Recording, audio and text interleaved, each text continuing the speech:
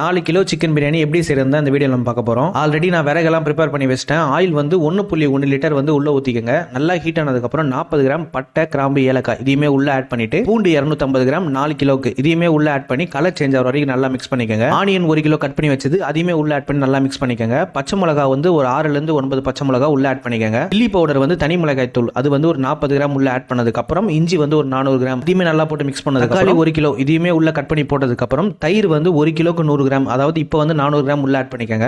போட்டதுக்கு அப்புறம் சிக்கன் வந்து ஒரு 4 கிலோ உள்ள ஆட் பண்ணிக்கங்க. தண்ணி வந்து 1 கிலோக்கு 800 ml இப்படின்னு கணக்கு பண்ணி உள்ள ஊத்திக்கங்க. சால்ட் வந்து 1 கிலோக்கு 25 கிராம் மசாலாக்கு மட்டும் இதையும் கணக்கு பண்ணி வச்சுக்கோங்க. இது போயிட்டே இருக்க டைம்ல ஆப்போசிட் சைடுல வந்து உள்ள போட்டுக்கலாம். அதுல 1 கிலோக்கு வந்து 400 கிராம் உப்பு அப்படின்னு கணக்கு பண்ணி போட்டுக்கங்க. தண்ணியில மிக்ஸ் பண்ணி வச்சுக்கோங்க. அதுக்கப்புறம் ரைஸையும் கொட்டி அது ஆஃப் பாயில் ஆனதுக்கு அப்புறம் அதையும் எடுத்து உரமா வச்சுக்கோங்க. இந்த பக்கம் நம்ம மசாலா நல்லா கொதிச்சதுக்கு அப்புறம் ரைஸை உள்ள போட்டுட்டு அதை நல்லா மிக்ஸ் பண்ணி விட்டதுக்கு அப்புறம் மேல தட்டு வச்சு தம் போட்டு விட்டுருங்க. 20 நிமிஷம் கழிச்சு நீங்க தம் எடுத்தாலே போதும். சூப்பரான சிக்கன் பிரியாணி வந்து ரெடி.